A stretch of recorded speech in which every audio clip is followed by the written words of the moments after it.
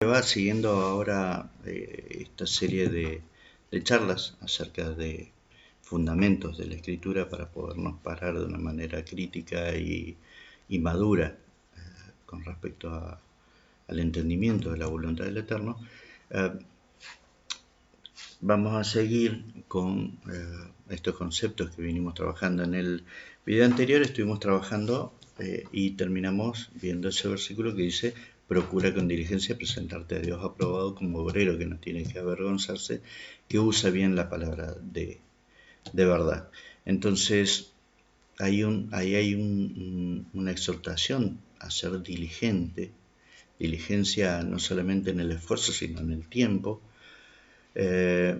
para presentarnos a Dios aprobados, no tanto por lo que Él hace por nosotros, sino una manera en que nosotros tenemos de actuar y ser aprobados por Él es usando bien la palabra de verdad.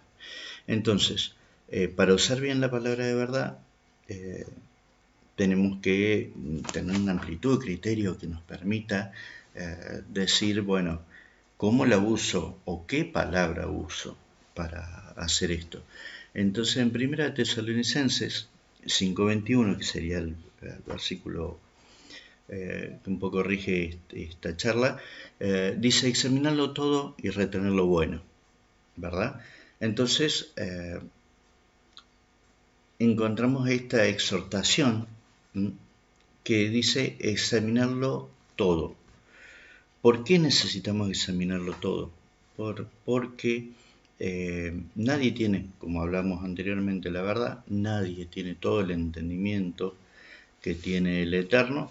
Entonces necesitamos, para poder crecer, nunca vamos a crecer dentro de nuestra zona de confort, sino que vamos a crecer con aquellas cosas que no sabemos, con aquellas cosas que no hemos practicado, ¿verdad? Y eso se encuentra necesariamente fuera de nuestro ámbito de conocimiento. Para eso, entonces, ¿qué tenemos que hacer? Examinar todo, ¿verdad? Y en este caso, yo me voy a referir a examinar lo que hay dentro de la Biblia para encontrar la palabra de Dios, pero no me remito a eso. No está bueno caer en la cerrazón que tienen muchos religiosos de decir la verdad solamente está en la Biblia. No, en la Biblia encontrás la verdad de la palabra de Dios, encontrás la voluntad de Dios, encontrás cosas que son fundamentales, pero hay conceptos como ser medicina, como ser bioenergética, como ser demás. Hay infinidad de conceptos de los cuales la Biblia puede hablar o no, pero no niegan que sea verdad. ¿Sí? En la Biblia hay específicamente un tratado dado por Dios a nosotros para que entendamos ciertas cosas que son fundamentales para nuestro entendimiento.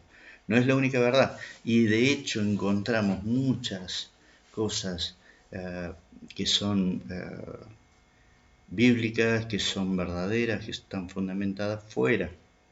Entonces, dice examinarlo todo y retener lo bueno. Claro, ¿cómo diferenciamos, nos encontramos en esa situación? ¿Cómo vamos a diferenciar lo que es bueno de lo que no lo es? Para eso es que Dios nos ha dejado su palabra y su espíritu, ¿verdad? Y si nosotros somos fieles en el uso de su palabra, somos fieles en el uso de su espíritu, vamos a poder filtrar y retener lo bueno.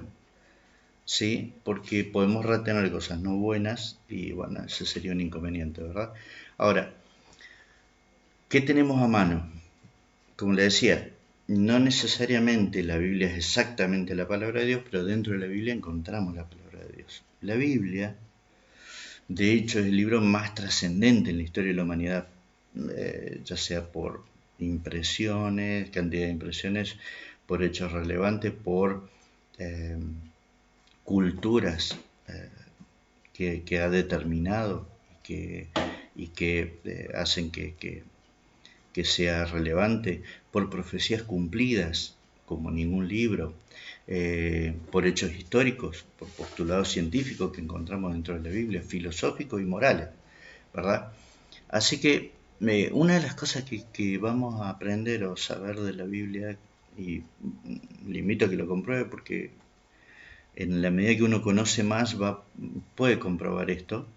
La Biblia es un libro escrito por muchos escritores, pero tiene un solo autor. ¿A qué me refiero? Que los hombres que hablaron en la Biblia fueron inspirados por Dios. ¿Y por qué digo esto? Porque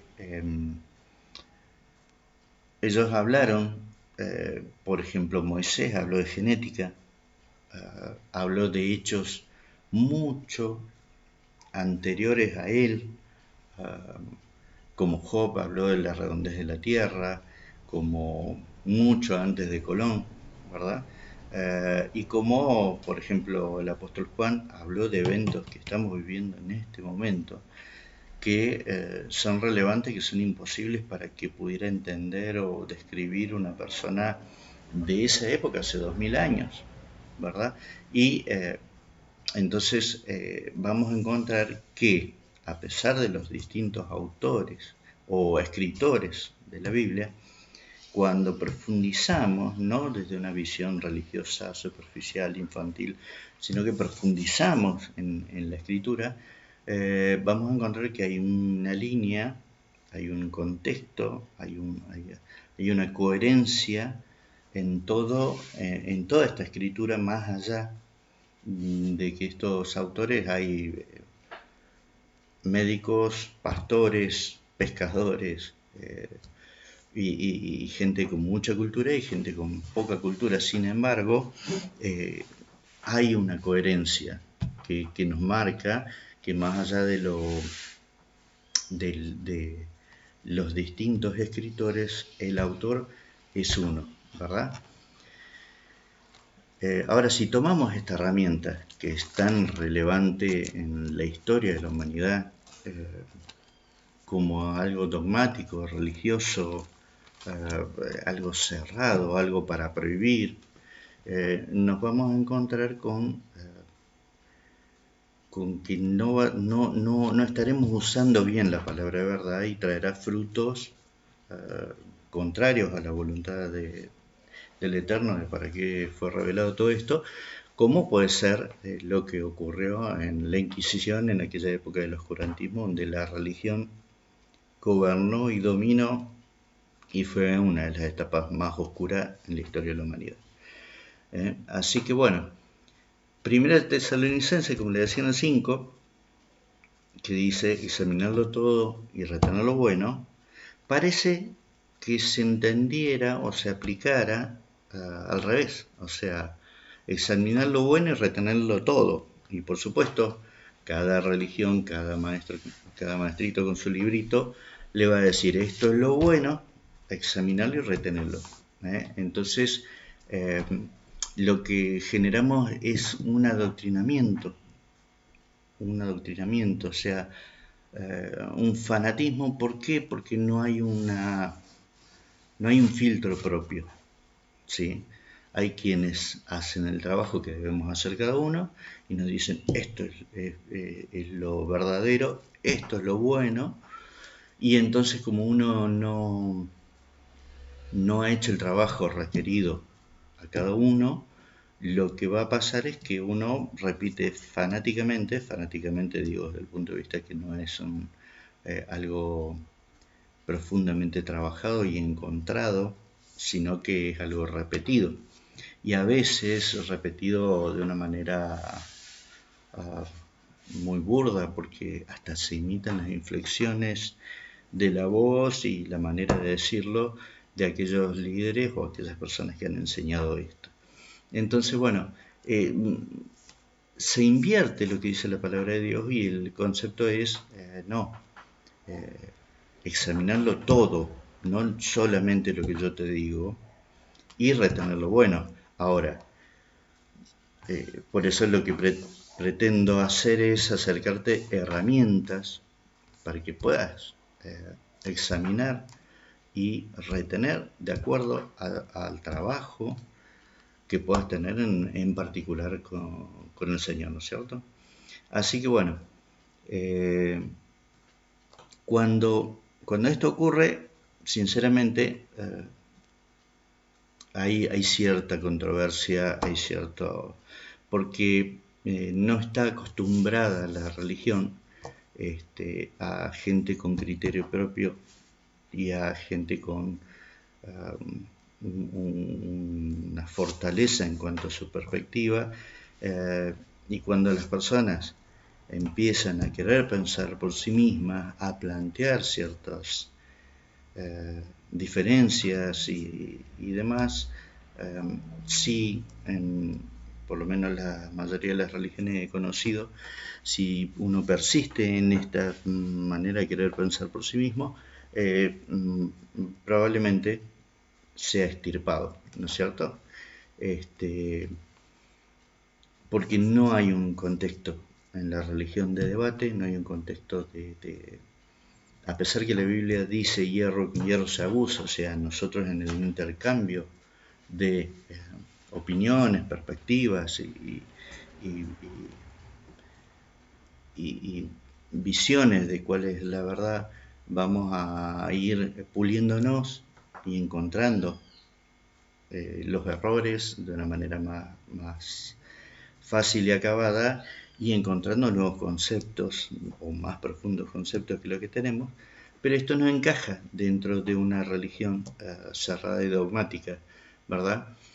Quizá por eso se ha marcado en estos siglos una tremenda diferencia entre el avance exponencial que tiene la ciencia y la decadencia, por así decirlo, de la perspectiva religiosa. ¿Por qué? Porque la ciencia está trabajando desde un contexto de debate, desde un contexto de, de corregir errores, de mejorar, de ver nuevas perspectivas, de colaborar, que es algo que no se hace en general en el cristianismo y en las religiones. Encontramos entonces que, a pesar que la ciencia no está exenta de dogmas, porque también en la ciencia hay mucho dogmatismo, sin embargo, la apertura que tienen a poder crecer hace que puedan avanzar y desarrollar nuevos conceptos. La perspectiva sería si nosotros vamos al Creador, tenemos una mentalidad abierta y un deseo de aprender, la lógica es que en esta palabra de Dios, que es un libro absolutamente relevante y trascendente a cualquier ser humano, más la guía del Eterno, pudiéramos ir y avanzar mucho más. Y seguramente encontrarnos con la ciencia en muchísimos lugares donde la Biblia no contradice la ciencia, todo lo contrario, corrobora y hasta profundiza. Pero la religión sí. La religión, si no es de acuerdo al dogma, y hay extremos, ¿no? Porque hay gente que ni siquiera escucha un concepto,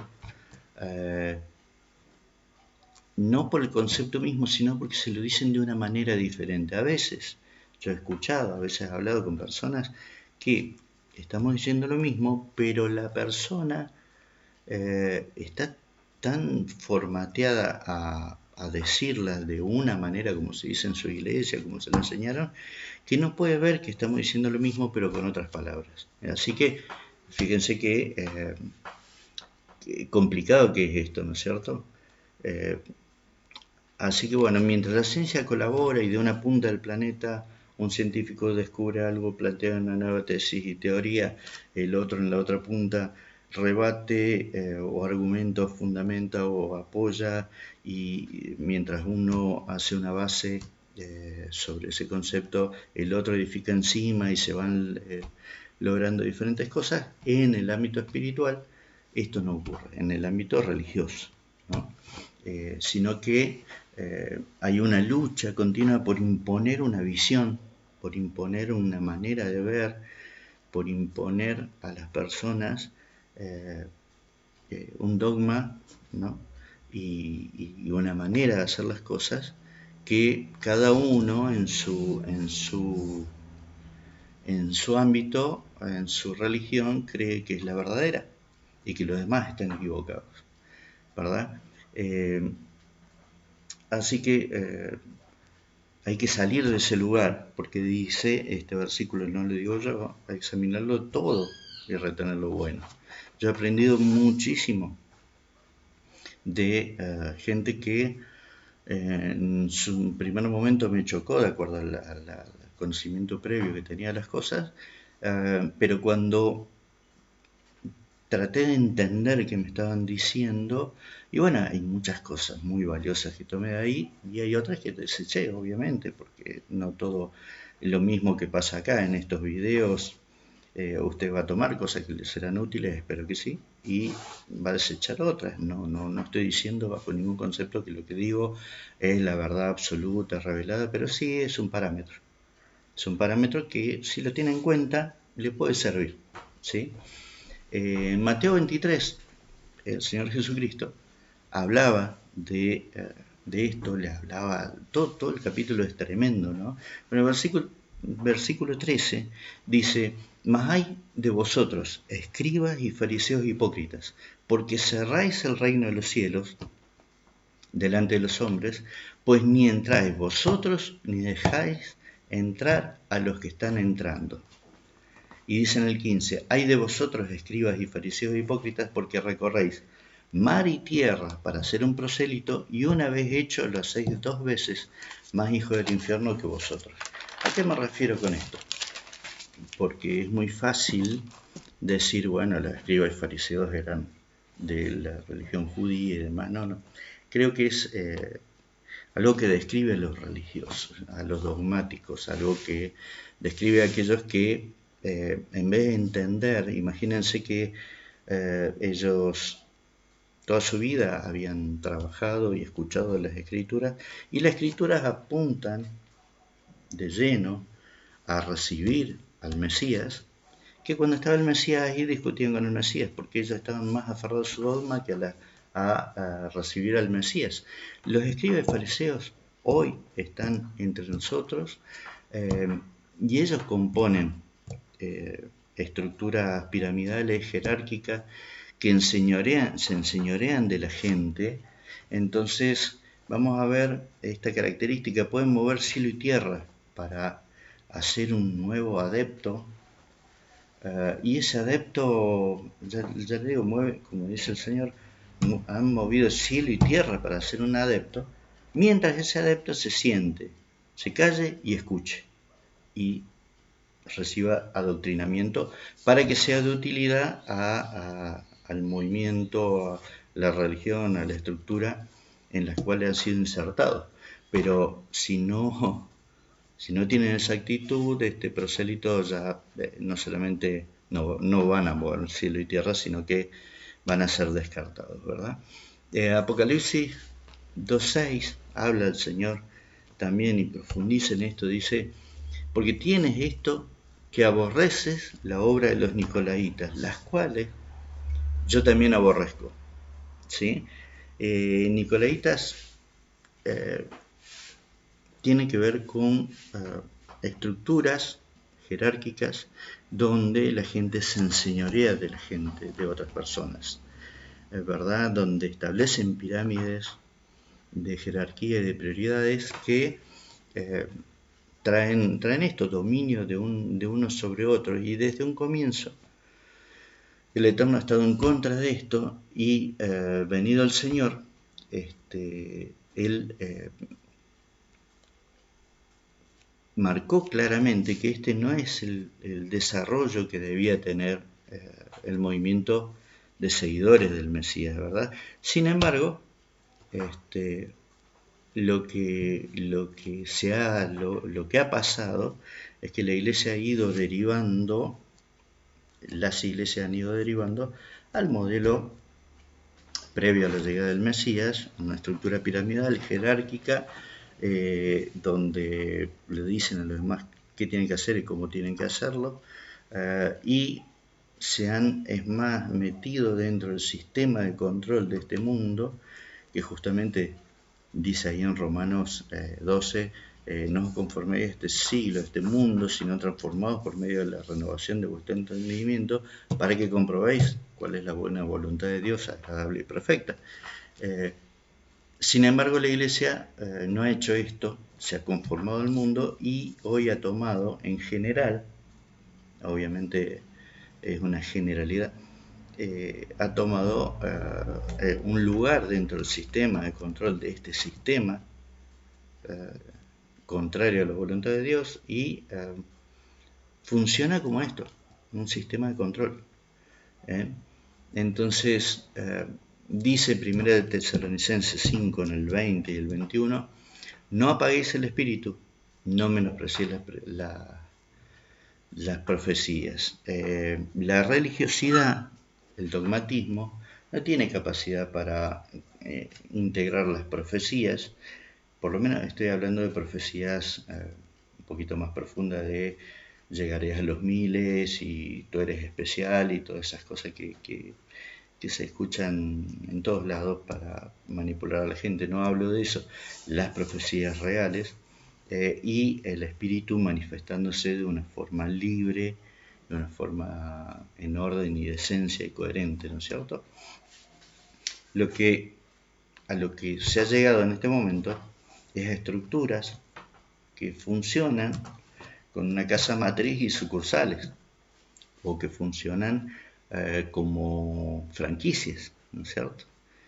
Alguna venía de la casa matriz de Roma, otra venía de las casas matrices de Estados Unidos, pero en realidad han hecho clones, han generado un sistema, generado una jerarquía y eso se clona y se repite en distintos lugares del mundo, pero esto es algo carnal, no se basa en el diseño del Eterno, no se basa en el concepto de que todos tenemos Espíritu Santo si hemos recibido al Señor y que tenemos acceso al Eterno. No, se vuelven a poner de intermediarios de cuál es la voluntad del Eterno, porque los demás no pueden escucharla. Sí, entonces crean dependientes, gente que necesita ir para que poder escuchar qué es lo que Dios quiere. Entonces, mientras más capacidad, más carisma, verborragia tiene aquellos que lideran, más gente junta. Pero esa gente por la cual el Mesías entrega su vida para que reciban el Espíritu Santo y tengan unión con el Eterno, se vuelven dependientes, hasta de la guía y hasta de que tomen decisiones por ellos, ¿no es cierto? Vamos a ver que este modelo hoy es bastante empresarial, podríamos decirlo. Una de las características es que prioriza y pondera en sobremanera la juventud. Por el hecho simple, la juventud pone mano de obra, pone fuerza, no cuestiona y quizás no tiene los elementos para cuestionar. Yo lo veo en mi vida, puedo hablar de mi vida, y yo en muchas ocasiones he percibido que las cosas no eran o no se estaban haciendo como el Eterno quería, pero que no tenía los elementos, quizás desde el lenguaje o desde la claridad conceptual, para decir por qué. Entonces simplemente podía ser catalogado como un rebelde, como un contradictor y demás, ¿no es cierto? Entonces, lejos de generar un contexto de madurez y de razonamiento, nos encontramos en muchas organizaciones religiosas que hay gente que hace 10, 20, 30 años que está asistiendo y por ejemplo no tienen a lo mejor algo como esto, que no digo que sea gran cosa, pero poder hablarle desde una base, ayudar a que haga una base para un entendimiento propio. Porque entre personas con un criterio crítico, un entendimiento propio, una relación personal con el Eterno, si hemos de juntarnos, vamos a no juntarnos para ser adoctrinados por alguien, sino para edificarnos mutuamente. ¿Sí? Evidentemente habrá quienes habrán trabajado más, profundizado más, quienes menos, pero todos tienen experiencia de vida, el espíritu y la palabra de Dios y el acceso al trono eterno como para ser escuchados.